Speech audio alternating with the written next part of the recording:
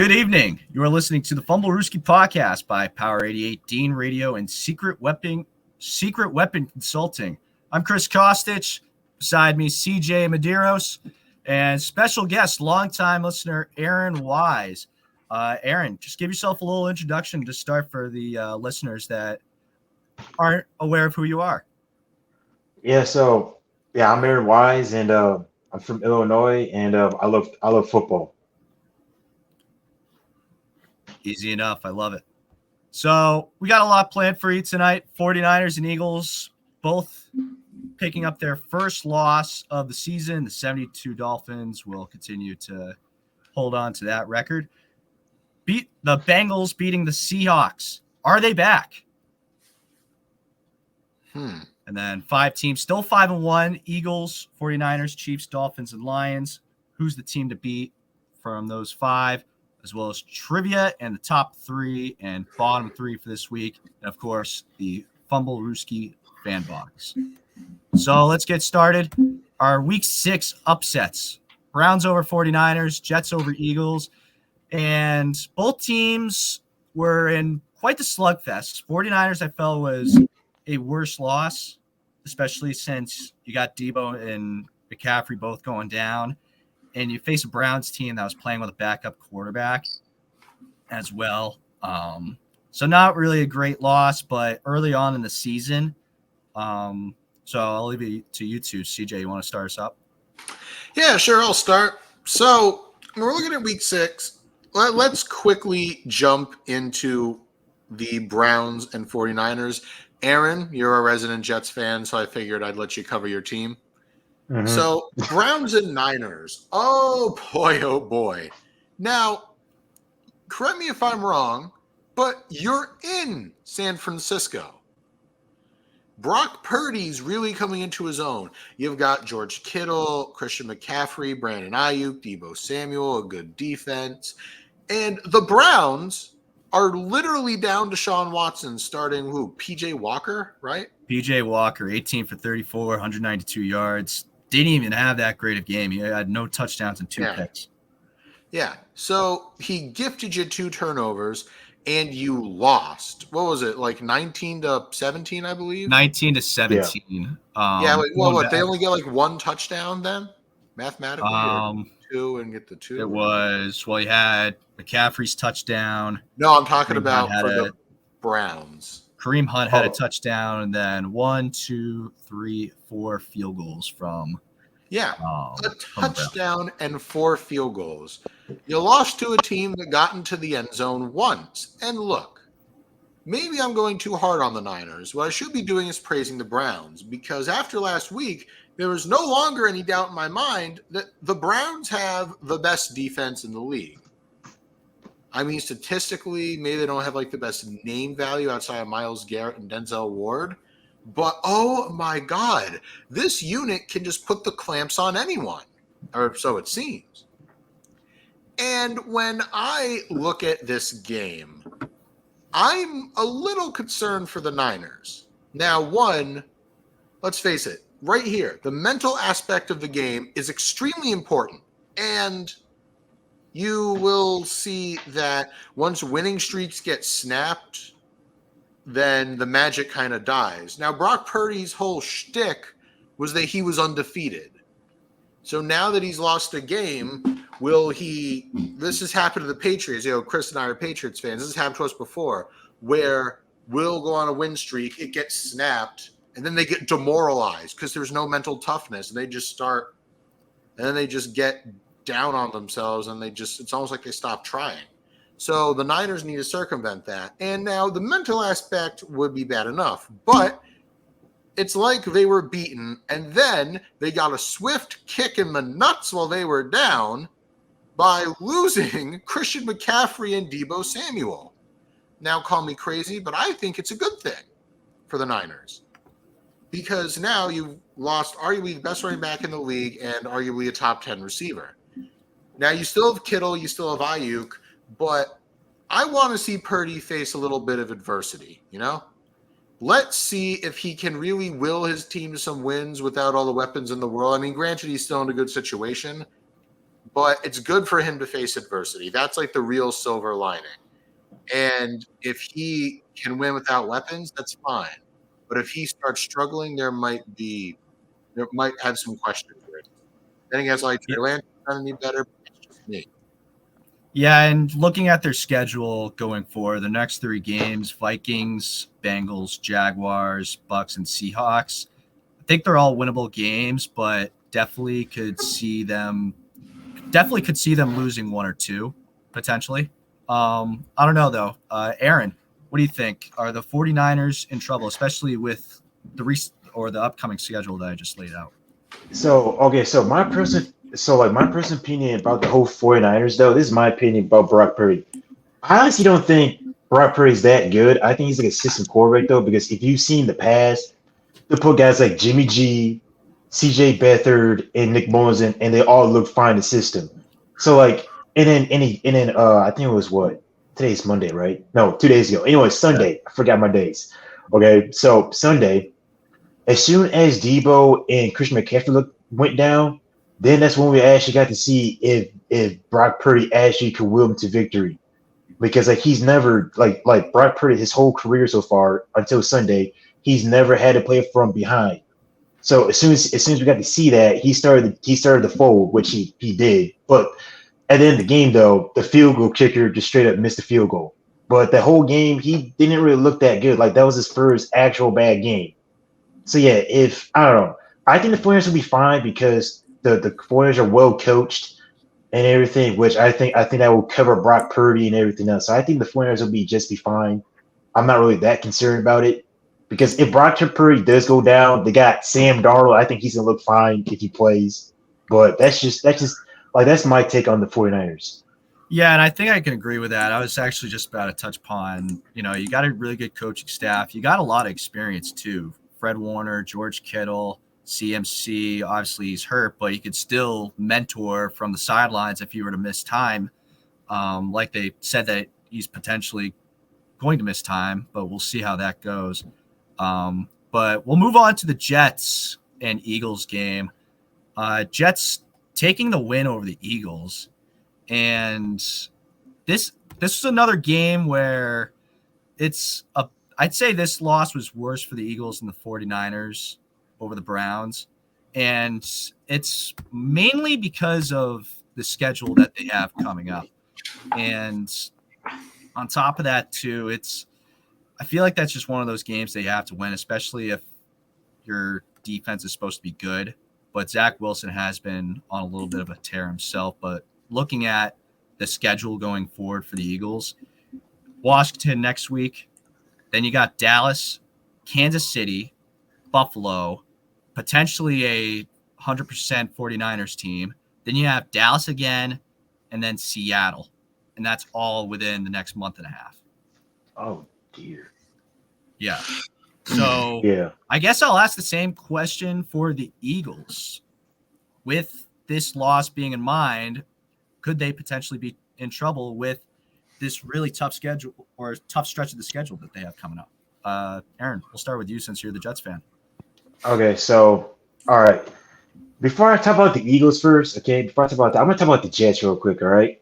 And I'm going to say something that only Jet fans talk about. Like you don't hear ESPN talk about, you don't hear anybody talk about it except for Jet fans because we don't really like talking about it because it's really embarrassing and other fans will use that as a weapon against us. So coming to this game, the Jets were 0-12 against the Eagles all the time. We've never beat the Eagles. And I just don't tell anybody about that because it's embarrassing. It's not something I want to talk about. And it's just really bad. But as a Jet fan, this has been one of the biggest wins we've had since 2015 against the Patriots back in Week 16 when Decker got that touchdown. I know Patriots fans don't like that, but I had to bring it up. But I forgive you. yeah. Coin toss. Oh yeah, it was a coin toss. But other than that, too, this has been like a big statement win for Robert Saleh's career because later too, though, a lot of people had been saying that Robert Saleh might have to get fired soon and stuff like that. But if I'm gonna be honest, though, the Jets team is legit, man. It's legit. It's no joke. You know, even sometimes as a Jet fan, I keep saying they're overrated just because they make stupid mistakes. That's real.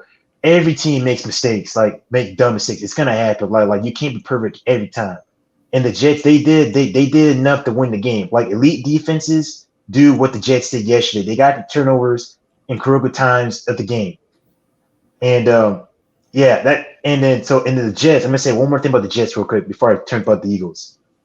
The Jets really need to work on the red zone opportunities. It's really bad because every time when you get to the red zone, we can't score touchdowns.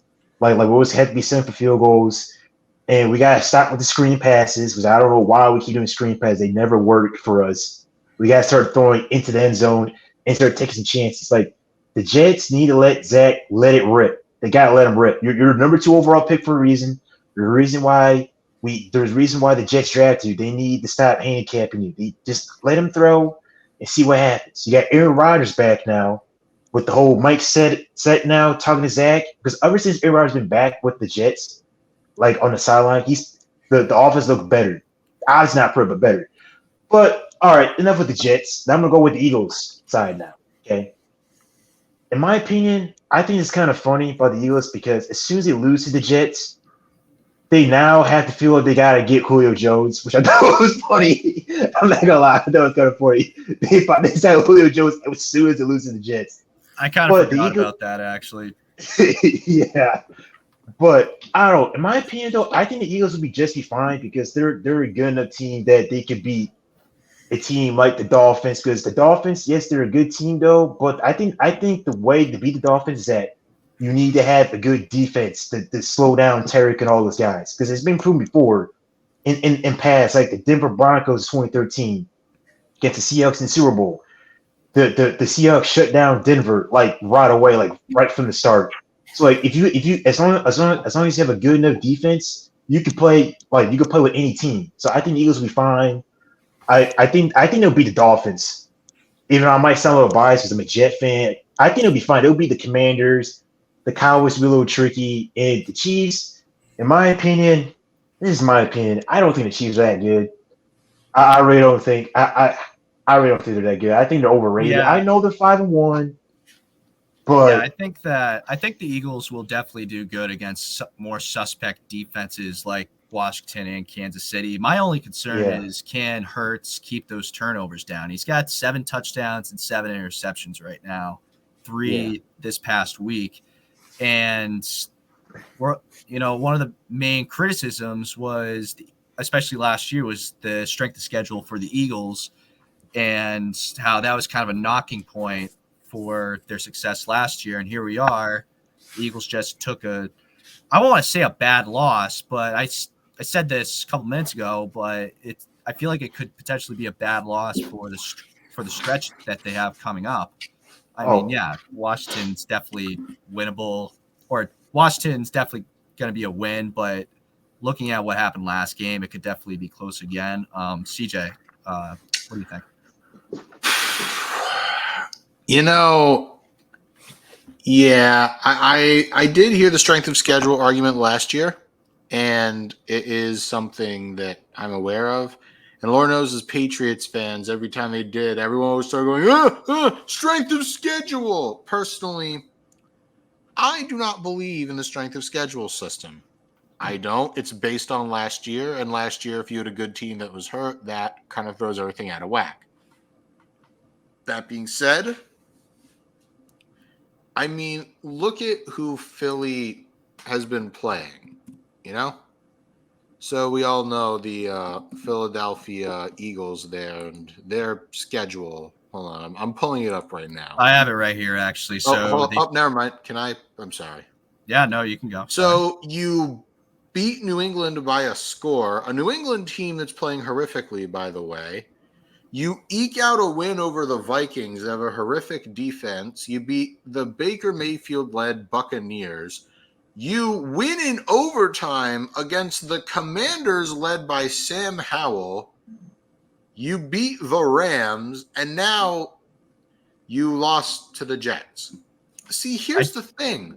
CJ, sorry to cut you off real quick, but I do want to say, like, Minnesota, even though that score was a 1-score game, they had that game pretty much handled. Same thing with Tampa Bay. I do want to say that, but I do see your point because but then why? Because Jalen Hurts in that game he went the first 2 weeks going sub 200 passing yards. That game against Tampa, he had 2 picks. Okay, and you let the Buccaneers get 2 picks off you? That's not an excuse. If anything, that's even more damning. Yeah. So my point is, look at who you're beating and look at who you're beating them by. And now you've got Miami, who has the best offense in the league. You've got the Commanders again, who took you to overtime. This time it's going to be in Washington. You have the Cowboys that are breathing down your neck. Then you have the Kansas City Chiefs, excuse me. And then you got Buffalo, and then a probably healthy 49ers, as you mentioned, and then Dallas again. Now, as I mentioned for the Niners, the name of the game for this Philly team is mental toughness. No more, no less. If you could shake this off, you'll be fine. But the worst thing you can do when a win streak gets snapped is have an uh-oh moment. Like, we're not good. We read all our own press clippings, and now we suck. I'm just going to put my head in the sand. You just have to let it roll off your back. If you dwell on it, the rest of the season's going to be like hell. Oh yeah. I got something to say about the Eagles real quick. I think this Eagles loss to the Jets is a humbling loss. I think it's humbling. So like they actually really could think about what they did wrong. Because let's be real. I'm gonna be straight honest here, okay? Like there's really good both sides with the Jets and Eagles. This Eagle game is not, if I'm being honest, really should never been that close. I'm gonna be honest. Like the Eagles had so many chances to put us away. All they needed was like a good few possessions. The Jets on their side, I can see the same way with them. If they would have took advantage of Red's opportunities, this game easily could have been a blowout. It really shouldn't have been that tight, right in like the last 2 minutes of the game. So, yeah, that's basically what I think about the whole Eagles thing too. So, yeah. Last thing I'll say is I could definitely see the Eagles potentially losing 2 games. Obviously, must watch for against the Dolphins coming up for this week, but we'll move on. When we come back, we'll talk about the Bengals and their slugfest against the Seahawks here on the Fumblerooski podcast.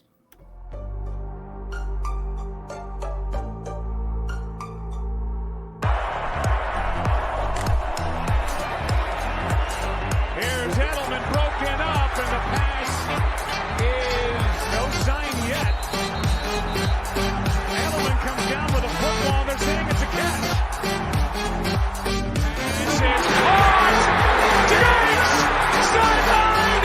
Touchdown! Unbelievable! Swings it way down the field to Watkins. Sammy Watkins for the touchdown!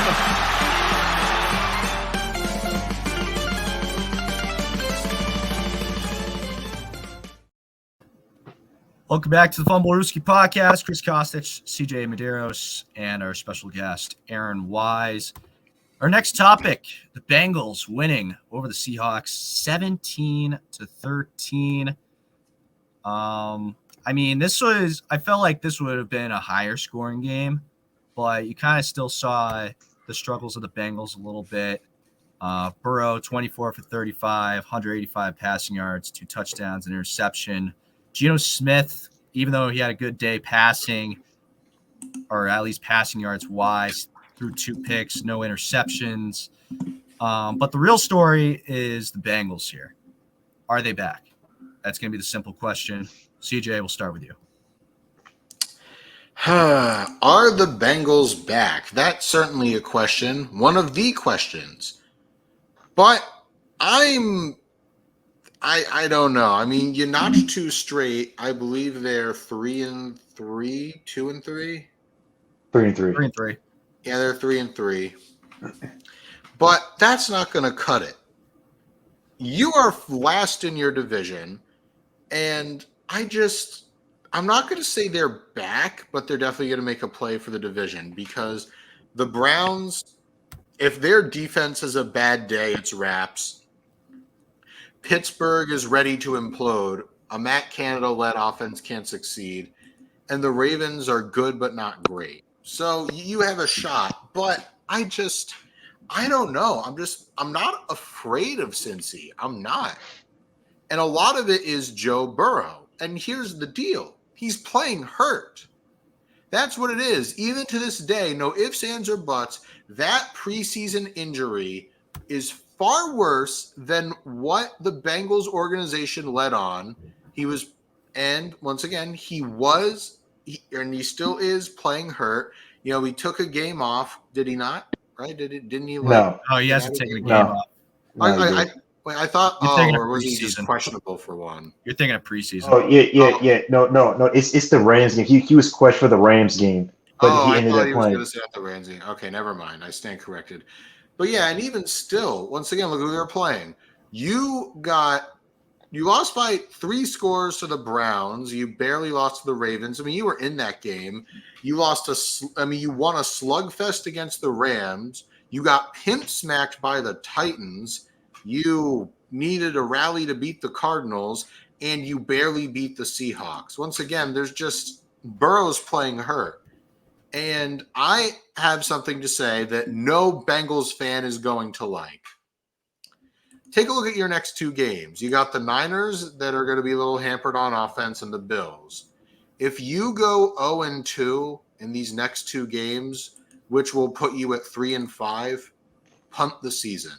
It's over. Shut down Joe Burrow because you're not going to get anything from him, especially if he's hurt. You know what I mean? Shut him down, punt the season, rebuild for next year.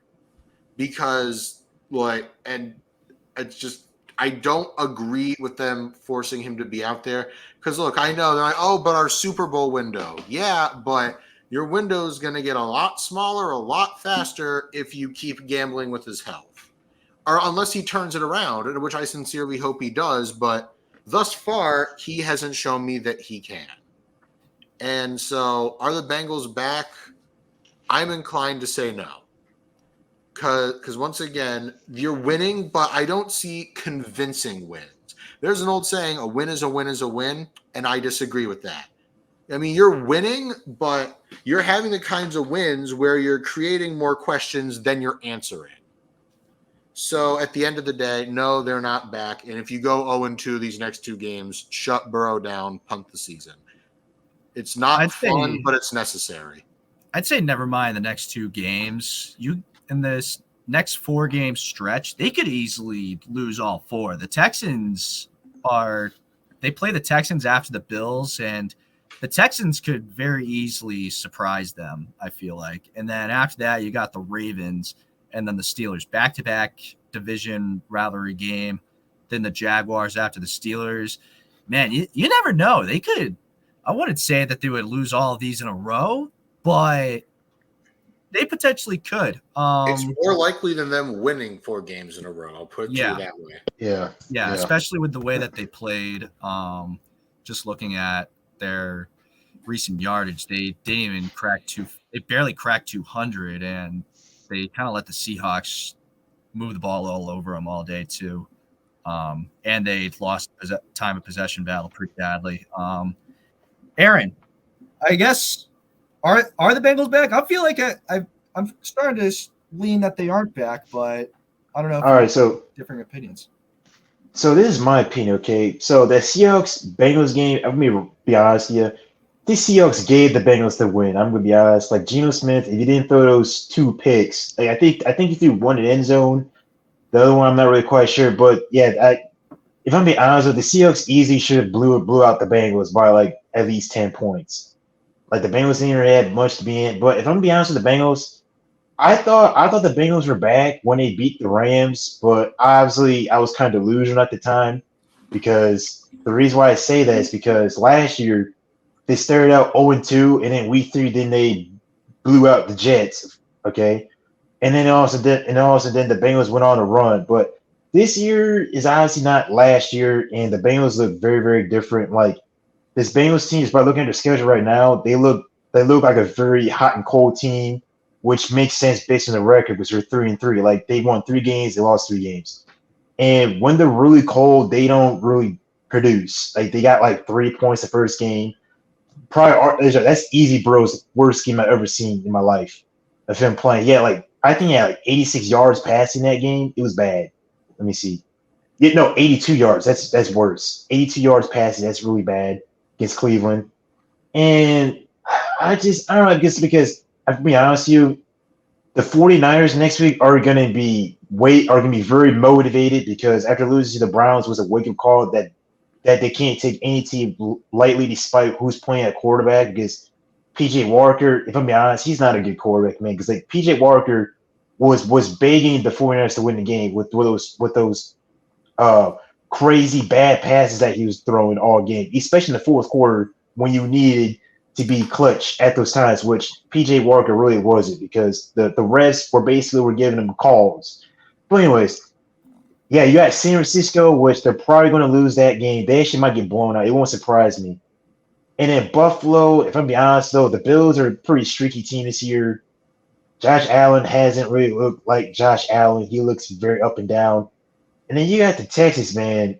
I'm not going to lie, before the season started, I thought that Texas would be absolute trash, okay? And I thought C.J. Stroud was going to be the next Ohio State bust because there hasn't been any Ohio State quarterbacks in NFL history that has actually had succeeded in the NFL, which I think C.J. Stroud might be the first one.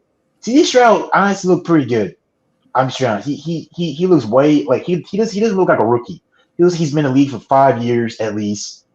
Like I'm surprised what I'm seeing from C.J. Stroud. But yeah, the Bengals easily could lose the next 3 games. But do I see that happening? Probably not, because the Bengals are a good enough team to be a good team still, in my opinion. But yeah, and another thing with the Bengals though, their Super Bowl window is starting to get closed, man, because they're going to have to pay guys like Jamar Chase, which they're probably not going to be able to afford them, and T. Higgins. There's no rumors about Higgins might want to get traded too. So if they're going to try to make a run at the Super Bowl, this is probably the last chance, man, because I think after that it's wraps. Yeah, and another thing real quick regarding the Bengals schedule, I feel like you said they could easily lose 3 games, but they could they should be a good enough team to win maybe one or two of these games, especially the Bills, because the Bills offense is struggling right now. And they're pretty beat up on defense as well. But we'll move on. When we come back, we'll talk about the 5 teams that are 5-1 and who the team to beat is.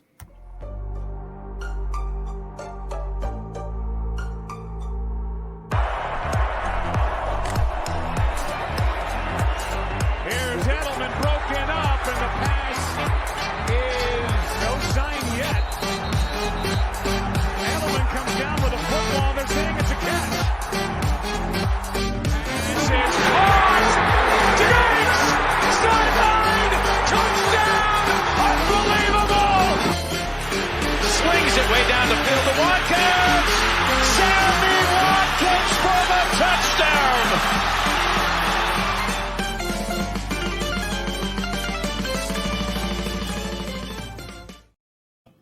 Welcome back to the Fumblerooski podcast. Chris Kostich, CJ Medeiros, and our special guest, Aaron Wise, is our next topic. 5 teams with a 5-1 record this year. Eagles, 49ers, Chiefs, Dolphins, and Lions. Who's the team to beat? And question that's not on the screen right now is who's the potential fraud here? Aaron, we'll start with you. Okay, so, all right. The team to beat, if I'm going to be honest, I'll be honest with you. This season, before the season started, right, everybody was saying that the AFC was going to be so loaded with all these quarterbacks, and you got Mahomes, Allen, Burrow, and all these good quarterbacks like Trevor Lawrence. All, in my opinion, I don't think any team is really a team to beat. Like, I believe like it's any given Sunday. Like, if you have a really good day, you have a chance to beat them. But who's a potential fraud? I'm going to say Detroit because they haven't done anything in decades and years.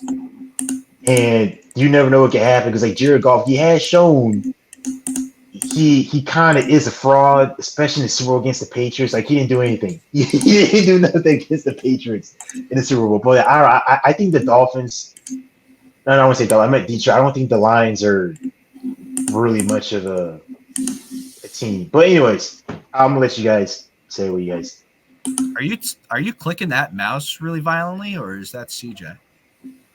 That's not me. me. Sorry. That's not me. Sorry, I forgive you. I forgive you. I mean, forgive me. Whatever. Are you mad? Are you mad about a 5-1 team here? No. That's just hold on. I'm just gonna look. Hold on.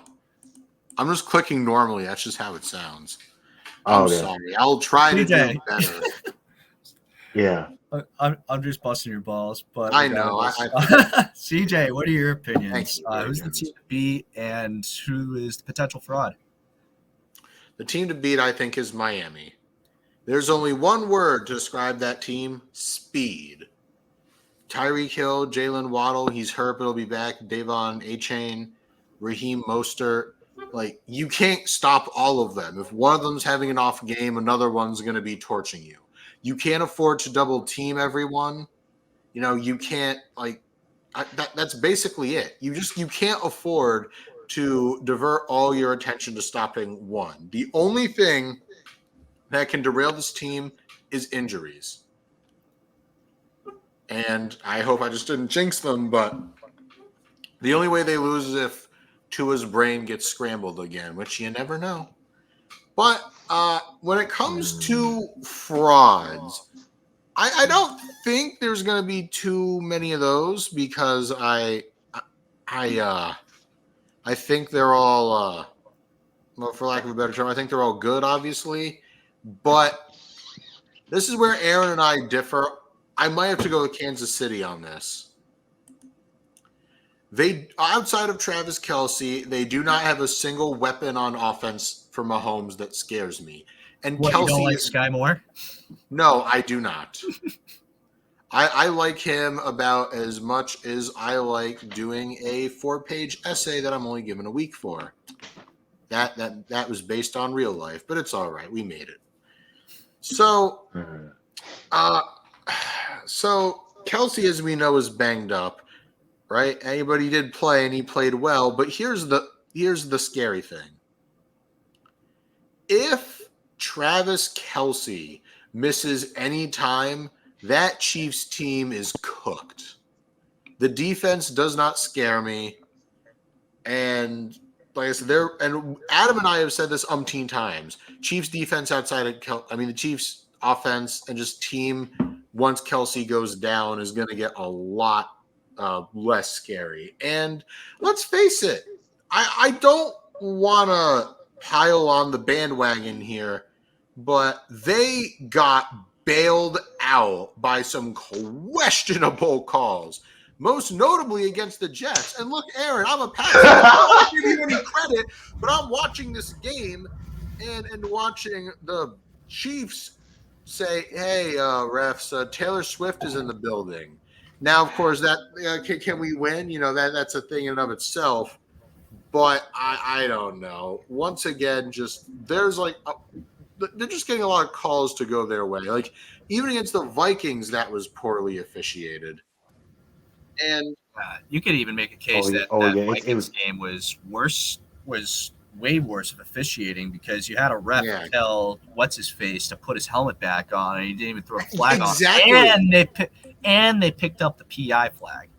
They did, yeah. They picked up the flag and they told him that. And look at some of these games. You lose by one to the Lions. You beat the Jaguars in a defensive slugfest. You destroy the Bears, but they're the Bears. You get bailed out against the Jets and the Vikings, and you don't even put up 20 against Denver. That reeks of fraudulence. And I'm going to put my tinfoil hat on, but if Taylor Swift is not in the building, the refs and the NFL will be doing them no favors because you got to keep the new untapped fan base happy until she breaks up with Kelce next week. But that's neither here nor there. That'd be nice. I'd like that a lot just to get Taylor Swift out of here. But amen. I would say that I don't really have who's the team to beat. I think the 49ers could very well still be the team to beat when healthy. Dolphins are certainly up there. Lions, I think, are there and not there yet. I think they'll make a deep run, but I don't think they're the team to beat. especially in their own conference. Eagles and Chiefs would be the two teams I would say are potential frauds. CJ, you and me were saying this last year when we were talking about, or last year preseason when we were talking about the NFC East, and we said that the Eagles' performance last season is going to be solely dependent on how Jalen Hurts plays. No ifs, ands, buts about it. And Jalen Hurts played great last year. And that was a huge reason why they ended up making it to the Super Bowl. Now here we are this year. Jalen Hurts has not had the greatest start to the season by any means. He had, especially with him having 3 interceptions last week. He has as many interceptions as he does touchdowns at the moment. And a lot of time he seemed lackluster, but I think a lot of it too is there's a lot of games where the Eagles have a huge emphasis on the run game, so that kind of also diminishes his stats a little bit. So I'll give him that in that regard, but in the sense of playing in general, you can't be throwing 3 turnovers in a game and expect to win. And that's also his second multi-interception game through the first 6 weeks of the season. But I guess I'll leave it at that. We'll take a quick break. Oh yeah. I actually had something else to say with the Chiefs. All right, Chiefs and Dolphins. I'm gonna say a little bit. All right. The reason why I said the Lions are kind of frauds, that's maybe because they haven't done anything in years. But it's like, if I'm being honest, the Chiefs though, I do agree. I think they are frauds. Honestly, they should have never beaten the Jets. I'm gonna be honest. I don't want to get into that again because I was hot for the first 24 hours that the game was over. All right, and I actually got sick. I actually was physically ill. All right, I don't want to get into that. But the Dolphins, though, I'll be straight honest. Okay, this is just me. Okay, so I watched this video on YouTube. Okay, I can't remember what YouTube. I think it was KTO. I don't remember the YouTube channel was. I forgot. But they basically went in depth with. So apparently the Dolphins, they have the most total yards by any team in NFL history. They passed the Patriots. So all the teams that they listed, it was the 2011 Patriots, 2000 Rams, the 1998 49ers, 2020 Cowboys, and the what's the other team? Darn, the 2013 Denver Broncos. Okay, all those teams, they didn't win the Super Bowl. So, in my opinion, if you have an elite defense, you can stop this team. I really believe it. I know it might sound crazy, but if you have an elite defense, you can figure it out. I could definitely agree with that. Any sort of good defense can definitely beat this Chiefs team. But the Dolphins team. Oh, that's what I meant. Yeah. Sorry, I was still thinking about the Chiefs for a second there, but we'll take a quick break. When we come back, we'll have trivia and our top 3, bottom 3 for week 6.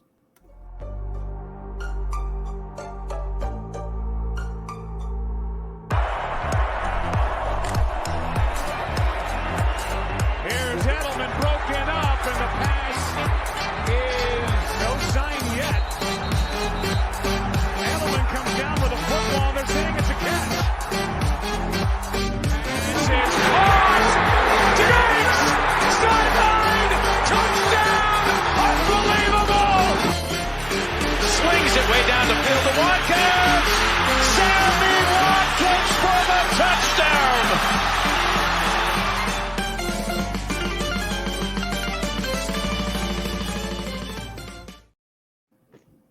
Welcome back to the Fumblerooski podcast. Chris Kostic, CJ Medeiros, and special guest Aaron Wise. We move on to our next subject matter, trivia for this week. Top 5 fantasy scoring defenses through the first 6 weeks of the season. All based on ESPN scoring.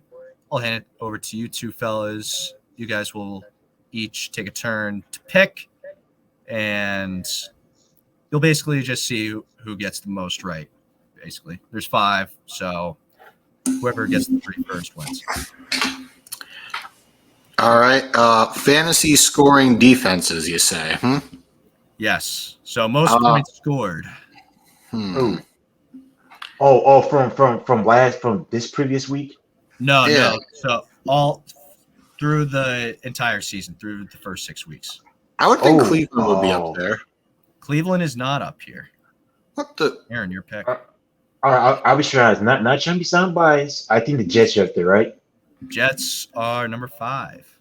All right. Jets have a total of 54 fantasy points this year, averaging 9 per game. All right. San Francisco? San Fran is not on the list. CJ, your pick. Buffalo?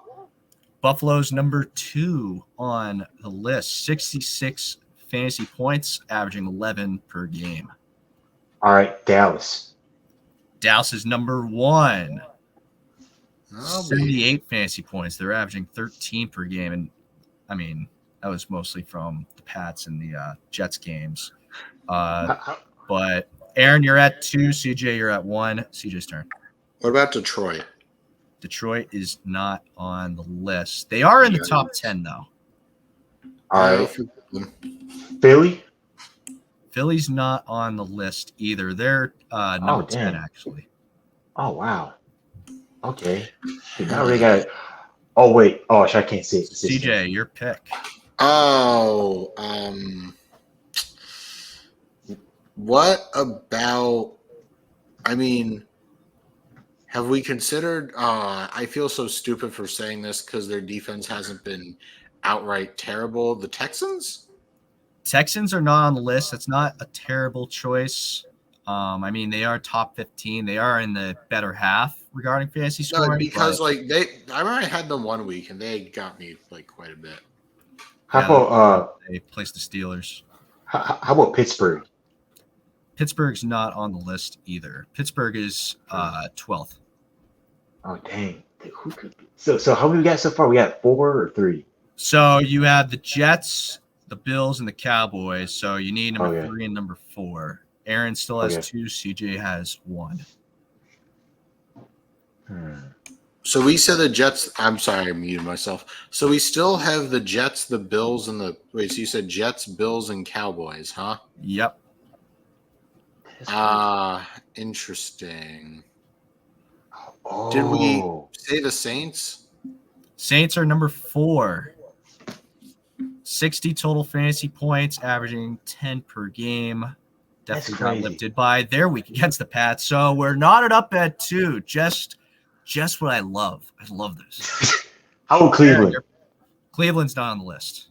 Oh, wow. That a solid choice, though. What about Baltimore? Oh, Baltimore is number 3. CJ. The comeback!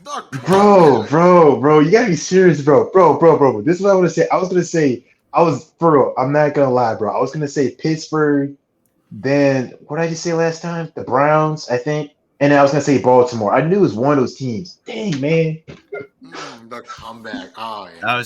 That was good. But Ravens, 62 total fantasy points, 10.3 average per game. We'll move on to our next topic, the top 3, bottom 3 for week 6. I had a little bit of a tougher time with this one. You guys probably won't agree with my top 3, maybe even not the bottom 3.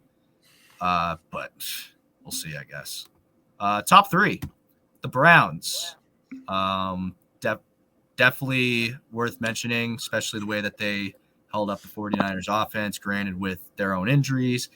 And PJ Walker as backup QB, but a good win nonetheless. Jets, great win against the Eagles. Both teams were battling some injuries, especially the Jets. I'm pretty sure, Aaron, correct me if I'm wrong, they were missing Sauce and their other corner, right? Yeah, DJ Reed, and then we missed Brandon Eccles, our third string. So we basically we had some randoms. Yeah. Except for Bryce Hall, but yeah. Mm-hmm. But regardless, you guys were facing a lot of adversity. That's why you guys make it to the top 3 for the second week in a row. Bengals. I know we were saying that they didn't have a great game in all around, and they're not necessarily back, but it's still a good win against a pretty good Seahawks team. Honorable mention, the Ravens and the Cowboys. Before we go to the bottom 3, I'll leave it to you two. What are your thoughts? What would you guys add or take off for the list? I'd probably slide in Miami somewhere. You know, they did drop 42. I mean, granted, they started slow, but that's neither here nor there. Also, Jacksonville, especially Travis Etienne running all over the place. Wait, who Aaron, your did thoughts? Jax? Oh, Um, sorry. Yeah. Oh, yeah, play Indianapolis. Okay, so I was looking what the Jags were playing. there you The go. Browns and Jets. Oh. No, Oh, I'm trying to let you go. oh, yeah, yeah. The Browns and Jets are good on there. They deserve it. Uh, Cincinnati. I'm trying to remember.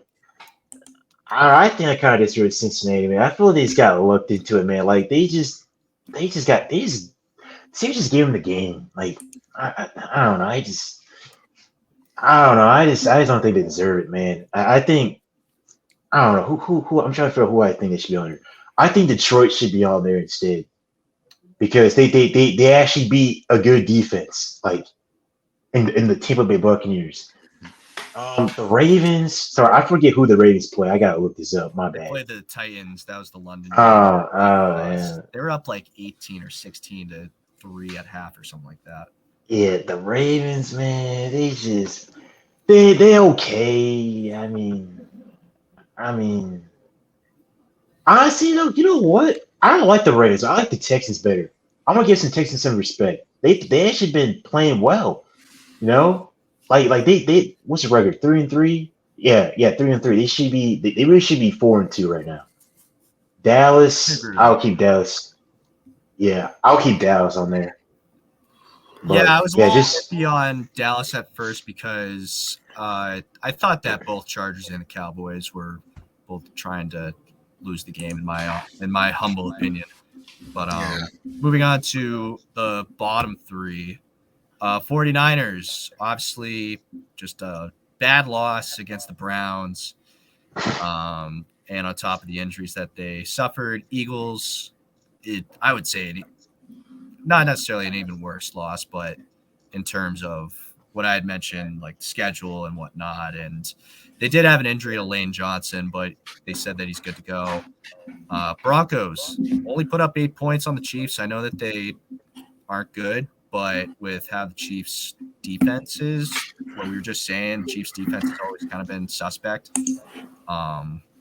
I think the Browns definitely could have put up at least 2 touchdowns, especially with how well, according to one of our longtime listeners, Brett Schaubs, likes to say, is pretty solid offense in Russell Wilson. But honorable mention, the Buccaneers and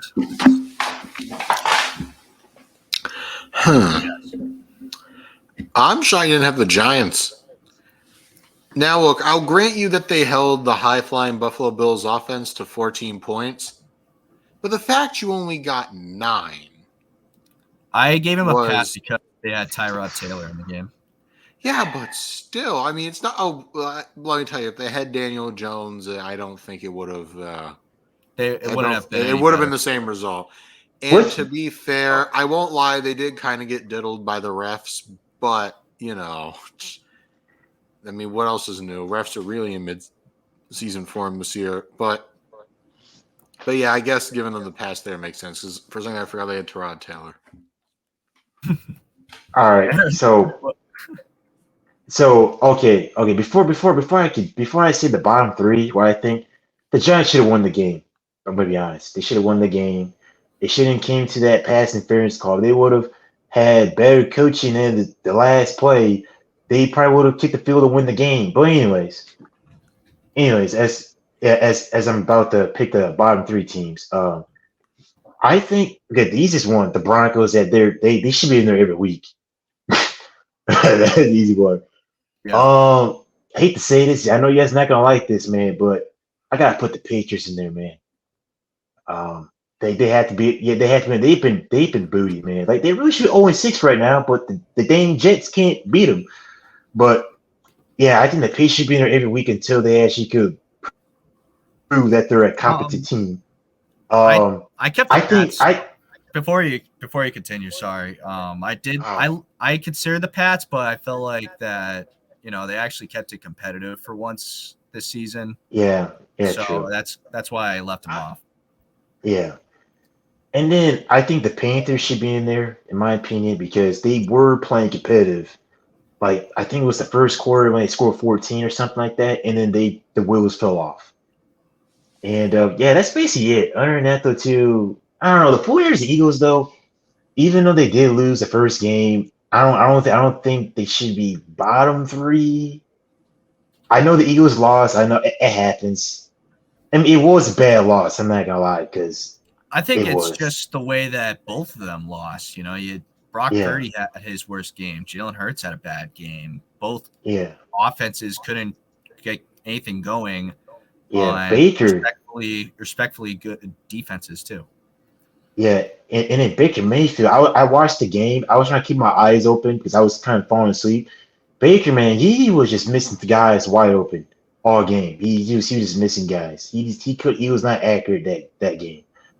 And Gino, he basically gave the Bengals the game, basically, multiple times, and which results in a loss. But other than that, though, too, it wasn't a bad list. That's all I got. All right.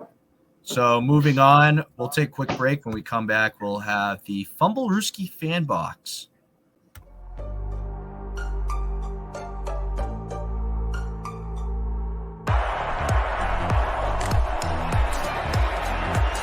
Here's Edelman broken up, and the pass is no sign yet. Edelman comes down with a football. They're saying it's a catch. This is caught. Diggs! Sideline! Touchdown! Unbelievable! Swings it way down the field to Watkins. Sammy Watkins for the touchdown.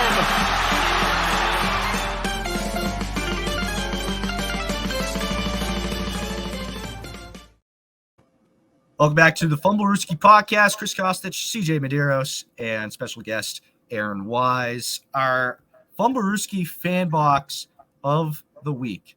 We post a question filter on our Instagram every Monday, and you can respond with hot takes, questions, and more, and we will discuss it and give you a shout out on the podcast. So respond to next week's Fan Box question to be featured on our show. Question of the week. We were just discussing. We were just discussing this earlier with the 5-1 teams, but who is the team to beat so far this season? Ian Mulhern. CJ, did I say that right? I think it's just Mullen, but yeah. He's Mullen. another, like Aaron, he's another veteran of the show. He says Detroit. Hmm. I like that. He said Detroit's the team to beat. Yeah, Okay. I like it. I'll refer back to what I said earlier. I mean, they're definitely a great team and make a deep run, but I still think the Niners are the team to beat, which is what Owen Van Slack agrees with me with, and I'm assuming others that responded to the fan box. But Owen Van Slack says the Niners. Okay, in my opinion, Hmm. I think it's gonna be the Eagles. The reason why is because they are the defending NFC champs, and until someone knocks them out, until then, I think it's Philly. I like that theory. And Chase McGinty will probably agree with you on that. He also said Eagles. But Chase kind of specified it though, more away from what you were saying. Chase McGinty says Eagles when Hurts plays good and the defense is healthy, which is kind of what I was referring to earlier on the show when CJ and I were talking about Jalen Hurts before the start of last season and how the Eagles' performance is going to pretty much really depend on how he plays. But Avery Jackson says Miami, and that was CJ's pick, right? Mm-hmm. Yeah, that it was. Nice. Once again, I defended my position there. That is all. Yeah. Aaron, any thoughts on some of these submissions? Okay, so Miami, I'm be straight honest, okay? I don't know what it is. I don't know if I'm just cocky or just biased or what. But as a Jet fan, I am not scared of Miami, man. I'm not scared. I'm ready. I'm ready to face Miami and on Black Friday, man. I want to see how this defense shut them down. I don't know. Me, I think that I know the Dolphins are a good team. They're a really good team, but every single year they always start out super hot, and then all of a sudden the wheels fall off every time. Like I know last year Tua got concussed 3 times. That's just unfortunate. But I don't know. It's because like this happened before. I think it was 2017. I can't remember. It was one of those years. 2017 or 2018 is one of yours. They had Adam Gase, but obviously it's completely different scheme and everything. Okay, they went out 3-0 and then they fumbled. They choked it. Last year 3-0 and fumbled. This year it really seems like it's about to change. It's for now. For now it looks like it's gonna change as long as nothing stupid happens. But yeah, that's what I think about Miami. I don't know.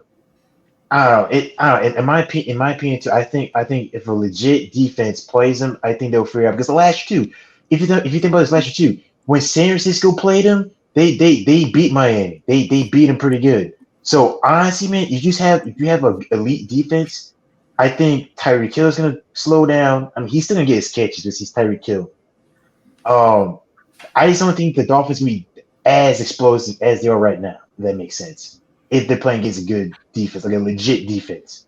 But if they play against a middle pack defense, they're gonna blow you out of the water, if that makes sense. Yeah, no, it definitely makes sense. And I mean, I think that whatever way you put it, Miami's definitely going to be up there just from speed alone. And there's already been so many defenses that just can't keep up with speed right now. But regardless of that, that'll do it for us tonight. Aaron, thank you for joining us as someone that's basically met you for the first time. It's been a pleasure. And obviously always a pleasure if on the show in general, when you're with CJ and Adam or whoever before I came along. But yeah, hopefully we get more time to chop it up about football on the pod. Yeah. But thank you for listening to us. We have new episodes out on Tuesdays at 7:30 p.m. Eastern Standard Time. Be sure to subscribe to our YouTube channel. We have all our episodes available on Spotify, Spreaker, Apple Podcast, iHeartRadio, Google Podcast, and so much more. Also, be sure to follow our Instagram, Fumblerooski _ podcast, to keep up with our podcast and the latest coverage on the NFL. I'm Chris Kostich, CJ Medeiros. Once again, special thanks to our special guest, Aaron Wise, for joining us. Otherwise, we'll see you next week. Over and out.